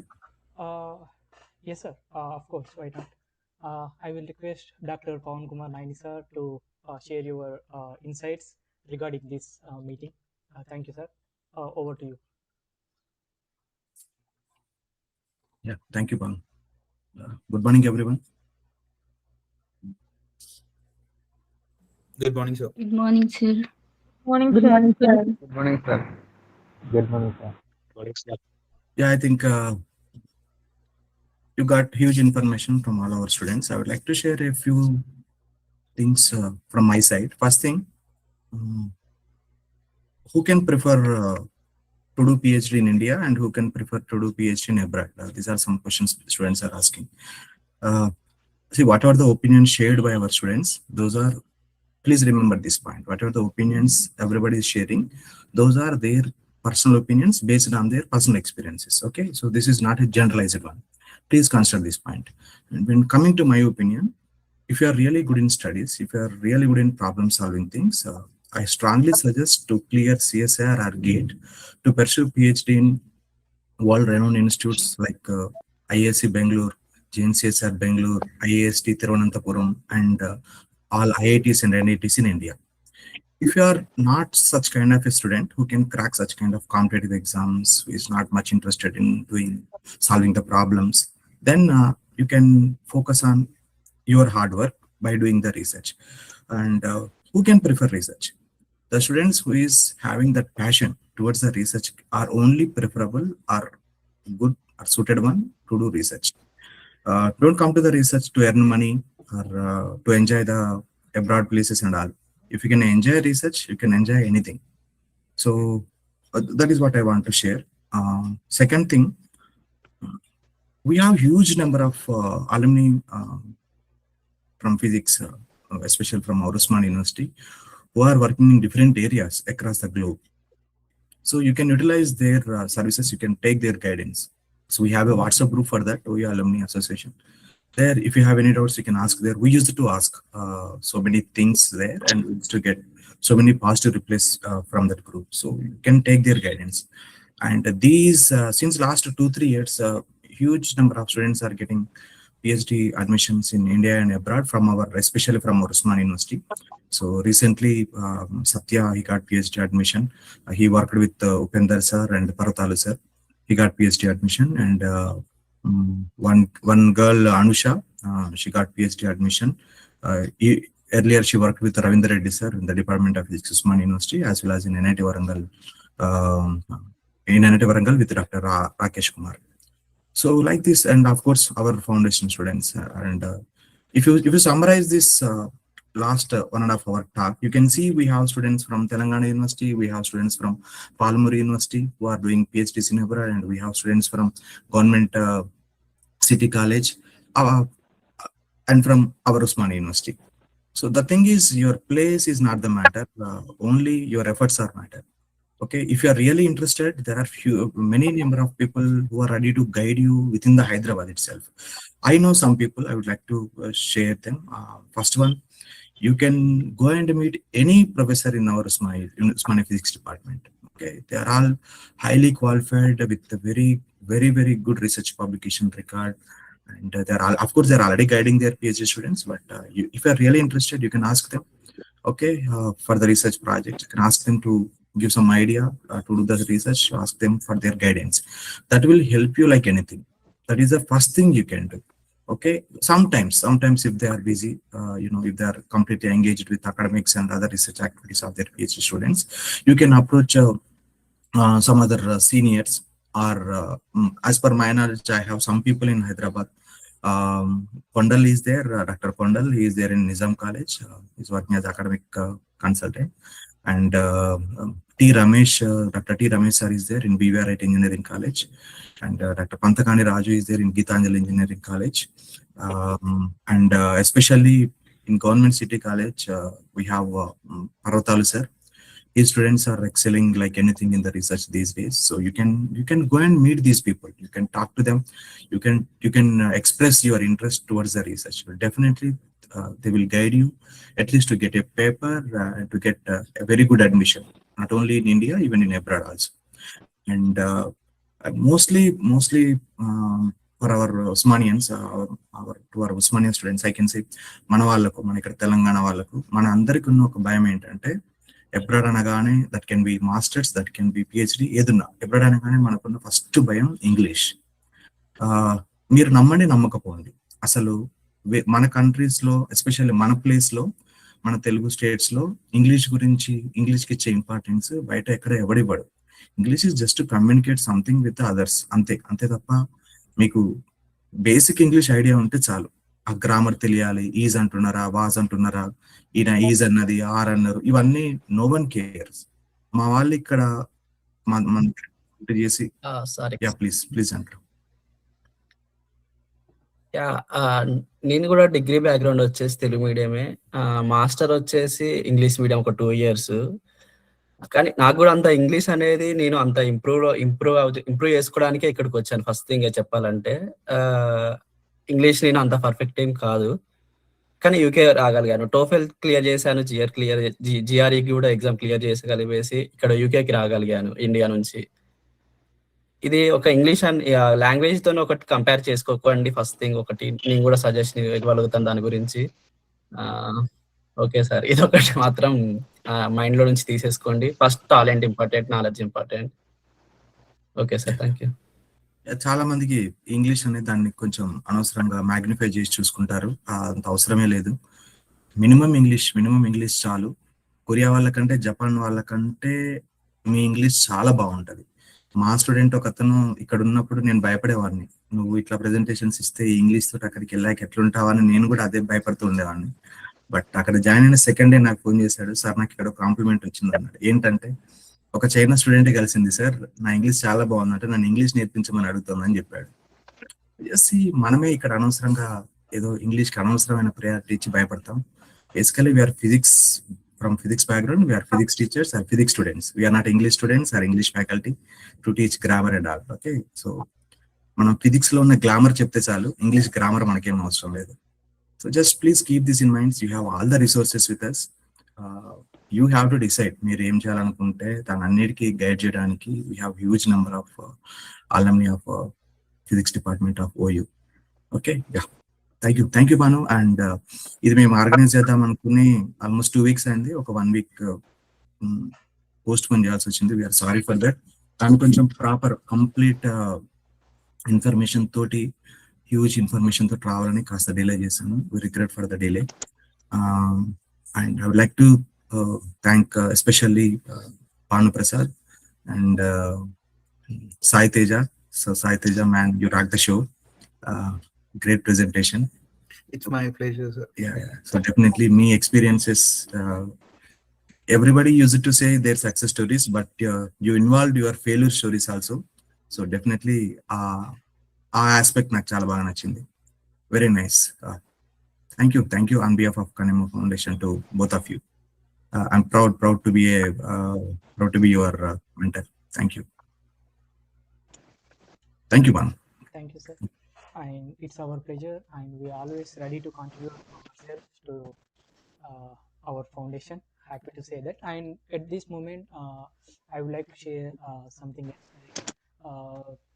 For the students, PVGR Physics Academy students and Kanema Foundation students, we are introducing a new event. Like, if you are really interested to do some projects under Dr. Pawan Kumar Naini sir, or like if you really want to pursue some project, we are sorry sir, Dr. Damodar sir, are you speaking something?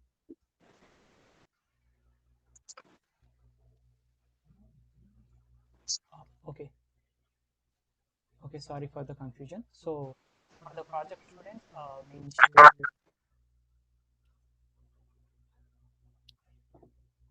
we initiated something like, for the 3 students who comes first, who approach first to do some, or who show interest to do the projects, we from our foundation we help them a rupees INR 10,000 for their research expenses for the 3 students. Am I right, sir? Yeah, this is only applicable for our Kanema Foundation students, and for other students, they can approach us based on their interest. We can support them, and that is the money not only to work with me. The students who are interested to do research projects or get exposure under any one of our foundation doctorates. Like we have Dr. Damodar, Dr. Praveen, Dr. Sandeep, and Dr. Saujanya, Swati, Dr. Anusha. Okay, so any they can work with any one of us. We are ready to support them financially also.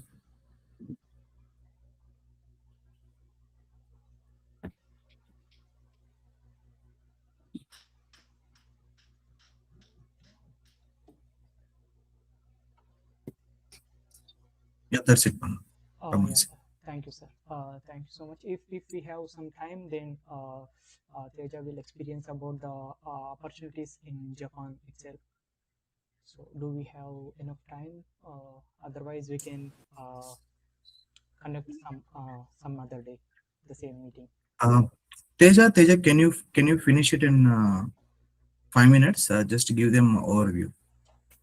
Sure, sir. I can. 2 hours, just our target was 2 hours, right? Yes, sir. Try to finish it in 5 minutes, just to give them a overview of the opportunities in Japan. Sure, sir. I'll do that.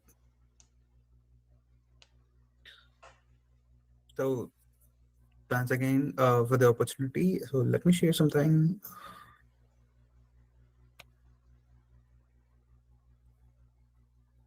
I hope you guys can see the screen. Yeah. Teja, can you remove that? Yeah, no, I'll do it. I'll do it.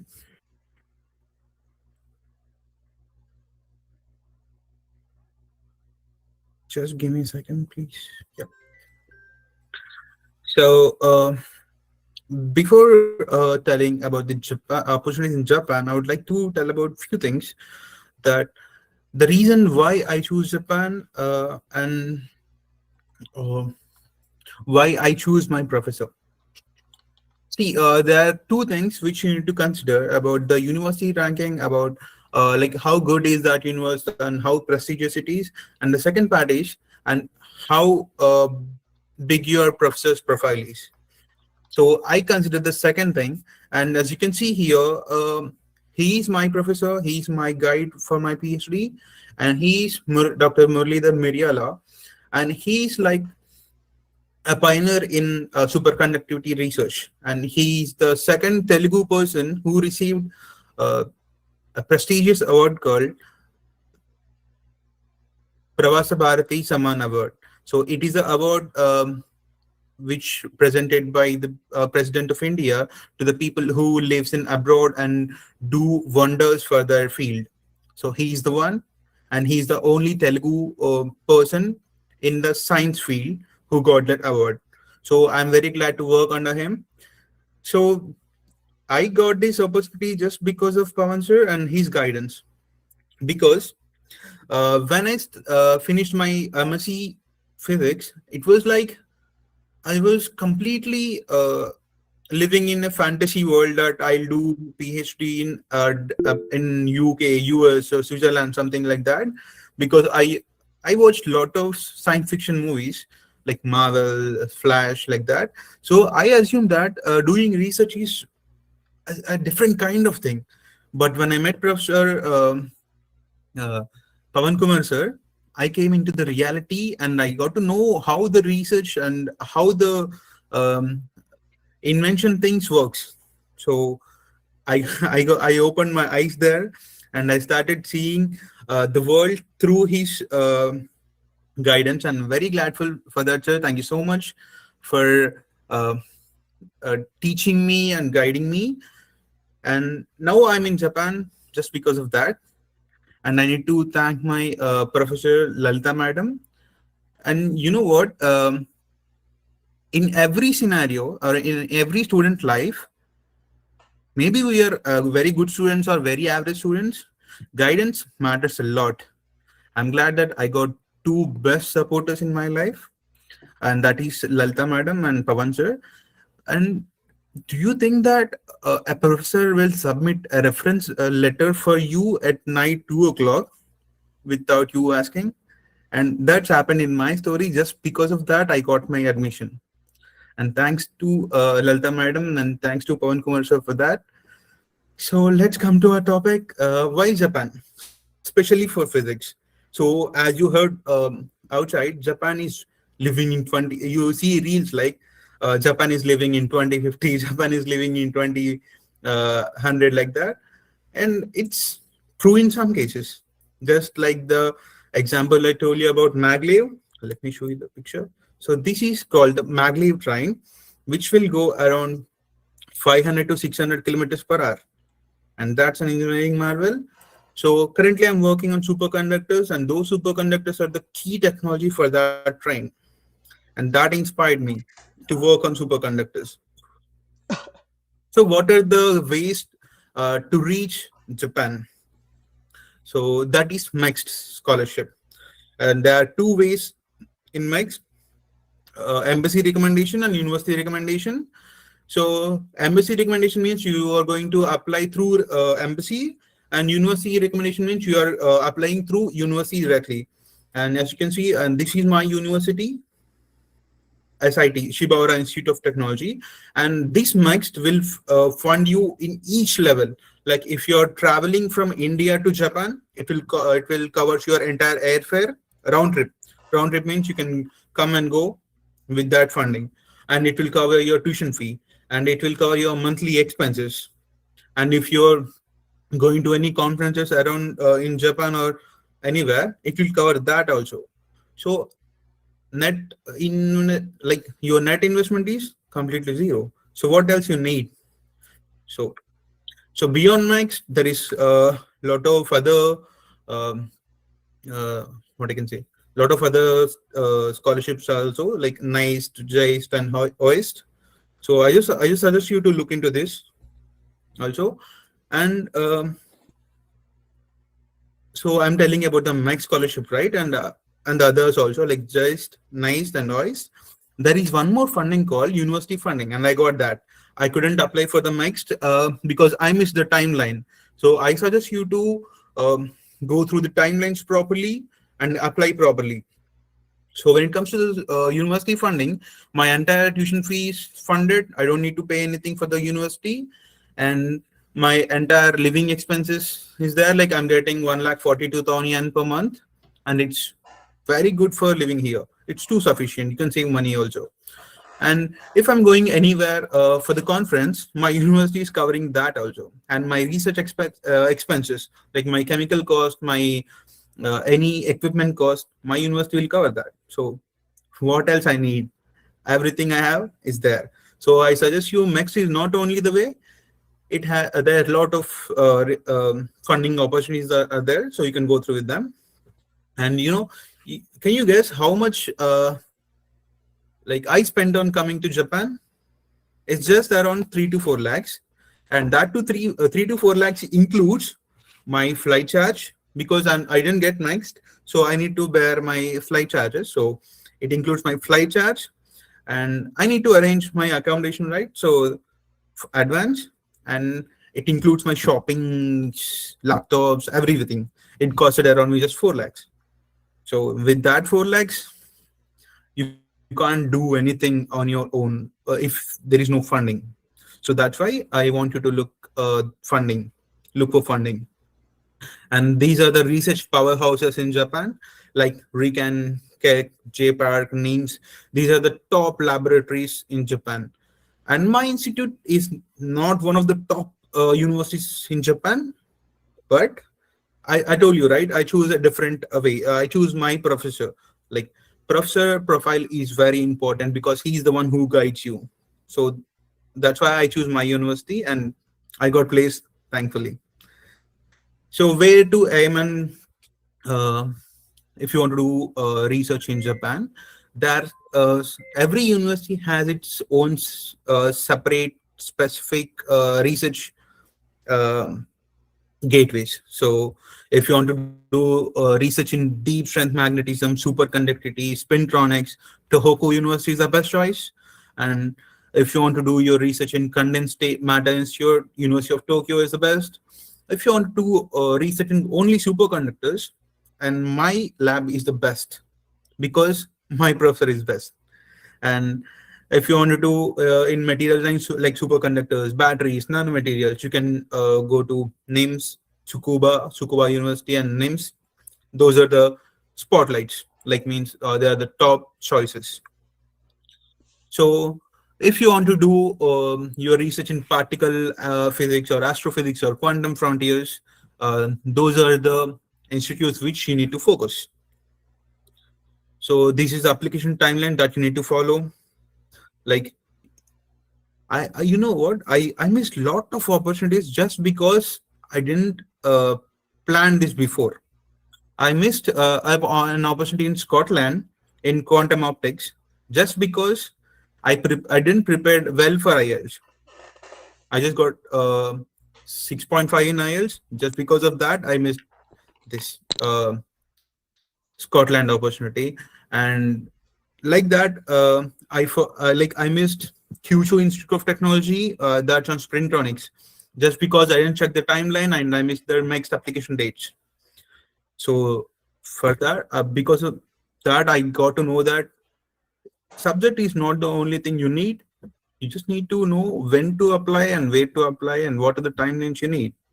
So I suggest you guys to look into that very seriously. So if you have like lots of papers and you're not looking into the timeline, it won't get you anywhere. So how can I say that?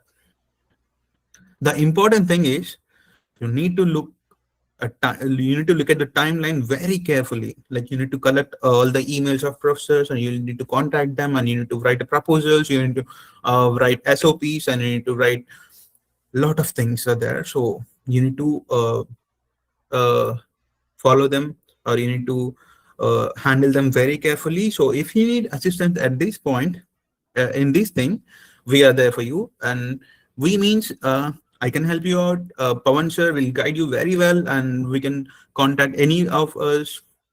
We'll help you and we'll get you to reach there. That's what we can do. Like that's the best part. We are there for you to guide here, because at my time I don't have any experience, and I was just blindly emailing professors without checking the timelines, and that's the constraint here that I faced. Next, the semiconductor and quantum boom. So you guys heard about the quantum computing and the quantum valley in Andhra Pradesh, right? So that's the future for us. So I guess please look into that and choose your career and choose your research topic wisely. And before you apply, there are some basic and common pitfalls you need to avoid. Just don't wait until your final year completed to start emailing professors. Start early as possible. Start um, getting experience. Explore more topics. So that will give you a nice overview of your research. So, and don't treat next is the only option. There is a lot of options you can go. You can choose. And choosing only the university just because it's the best university, it's not a good thing. You need to check whether it is aligning with your research topic or with your research interest. That's the main point. If you got placed in the best university but the research is not in your alignment with your interest, then you're doomed. It will be a very hard part. So please look into that. And thank you so much, sir, for this opportunity. And I hope that my experiences may be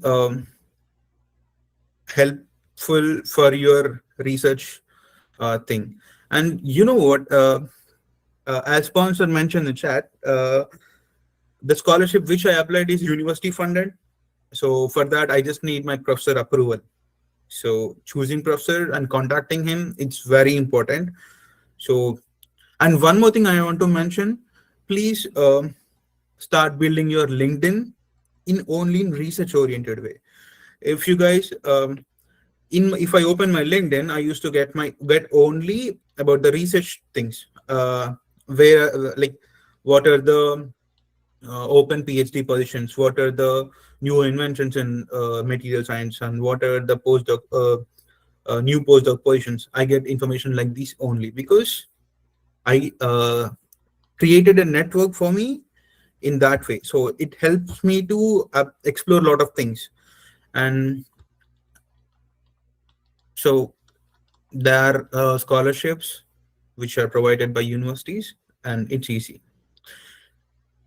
So what is the age limit? How to plan PhD and job? Teja, you tell me how much you are getting. How much you are getting? So I'm getting what is your expenditure there? I'm getting 1,42,000, sir. So the total expenditure won't cross around 70,000-80,000. So Indian rupees 60,000 yen means I can save at least 36,000 rupees, Indian rupees per month, without doing any part-time job, just doing my research and like if I want to say it clearly, I'm just taking a chill pill and doing my research, learning things. That's it. I'm not working anywhere, and I'm saving money and I'm sending back to sleep. No. Means scholarship enta Indian rupees lo? 87,000 rupees, sir. Indian rupees low. Okay. Your expenditure? Around 50,000. Okay, done. So the migilinanta na savings laga vastadi, so I can save them. Right. And there are things like today morning I just got an email that I can apply for research funding from my university separate. So my stipend is separate, and the research funding is separate. So I may get it or not. Either way, my research expenses are taken care by my university, but they are giving extra money for my research. And there is a question, can we switch from teaching to research? If yes, how? Like at what point? I need to know. Can you please tell me that? Like for example, after our masters, some directly pursue their job, and after some time, if they want to come back to the research, Hmm. Yeah, actually, it's possible because the main part here is you don't feel like it is a gap. It is your teaching experience will be added to your resume, and after that, if you learn anything about research, like publishing a paper, that helps. That helps a lot because it makes your profile even more stronger. So it's easy. You can switch it. And what is the age limit? As far as I know, there is no age limit for it because you can do PhD anytime you need, anytime you want, at any age. So the thing is, you just need to be one step ahead with other guys so that you can be selected ultimately. So that's the whole point here. So the whole point is, if you're applying somewhere under some professor and he needs strong points to pick you, so those strong points are doing research and having research experience and publishing papers. So if you're already published a paper, so that means you know how to write a research paper and how to do a research paper. So they thought that they won't need to teach you anything specially. So after going there, you can just start your research and you can do your research easily and effortfully. So that's what they'll look for. So that's why experience, research paper matters. Age doesn't matter. Thank you, Teja. Thank you so Thank much for your valuable information, and we hope Thank you so much for giving me the question, Anna. all the participants get some knowledge about the application process and opportunities after their masters.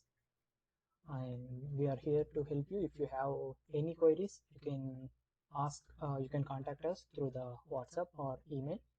And yeah, this session is finished now. If you have any queries, you can ask here, or you can just leave the session. Thank you. Thanks for your time.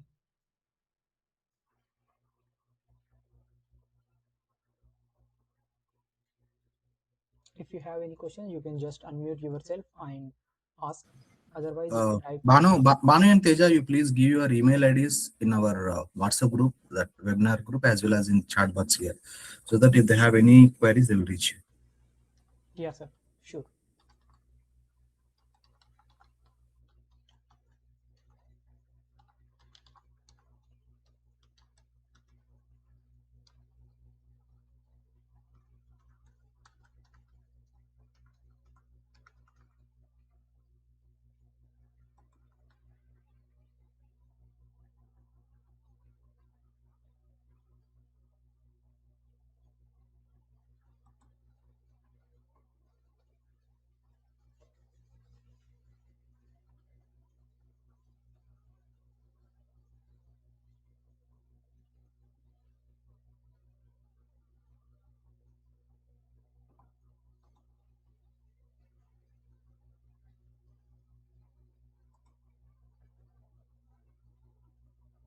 If you don't have any questions, then you can leave the session. And thank you so much for your time. And please email us if you have any queries or if you need any guidance. We'll help you out and we'll do our best.